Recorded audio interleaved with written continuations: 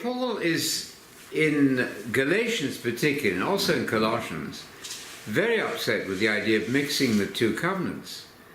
He goes so far as to say in Galatians chapter 4 that if you go back under the old covenant and start keeping the days and the years and the months and so on, you are actually doing the equivalent of falling under the spell of demonic forces. The stoicheia tu cosmou, the demonic forces of this world. Why are you doing that, he says, instead of adhering to Christ who has died for you? Why are you allowing yourself to be dogmatized, he uses that word, in Colossians, when you're really going back under the equivalent of demonic forces? You don't want to do that. Now, it doesn't mean that if you do it, the sky will fall on your head. God will not strike you dead. One of the difficulties we have in our present time is, as it says in a text in Ecclesiastes somewhere, because judgment is not executed on evil right now, people continue on their own sweet way. But we do well to listen to the very severe words of Paul in Galatians and in Colossians. In Colossians 2, he says, don't let anybody take you to task in regard to two areas. One, food and drink. Secondly, the calendar, which he spells out as annual, monthly, and weekly, the singular weekly Sabbath there.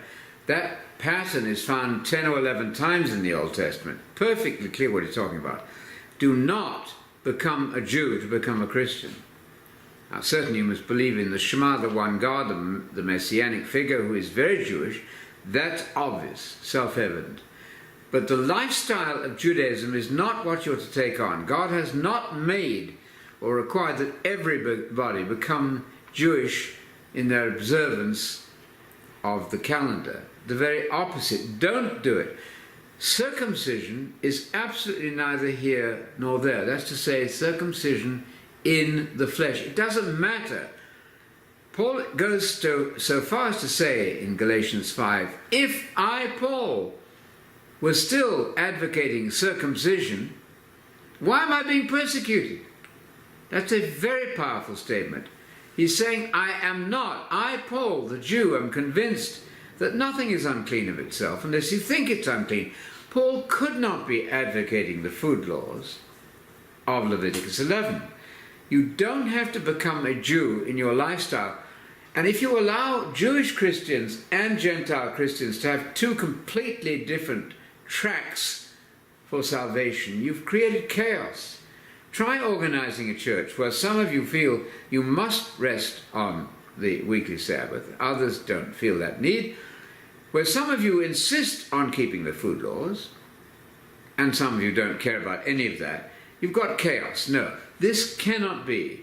We've got to grow up, Paul says, and lose our immaturity and see there's one faith, one gospel, one way of life. And Paul again says that he, a Jew, a Pharisee formerly, am convinced, he says in Romans 14:14, that nothing is unclean of itself unless you imagine it to be. Now, if your conscience is weak, then you should obey your conscience. But for goodness sake, grow up, get over it, and be like Paul, who is the model of the true Christian and a Jewish Christian at that. And he says, and I repeat this extraordinary verse in Galatians, if you are going to insist on physical circumcision, don't do it. Then you are going to be obliged to keep the whole law. Don't do it. I want some of our Sabbatarian friends out there to define the whole law which Paul forbids you to keep in the letters. To simplify the whole matter, you should keep the Torah of Messiah in the spirit, but you should not keep the Torah of Moses in the letter. If you do it, you're guilty of dividing the church and creating unnecessary confrontation, argumentation, and confusion. Paul is extremely explicit in the book of Galatians and Colossians. He doesn't desire to be misunderstood, and so he piles up comparisons. Remember, this man is talking to fishermen and farmers, not people with PhDs, ordinary folk, and he means to be understood.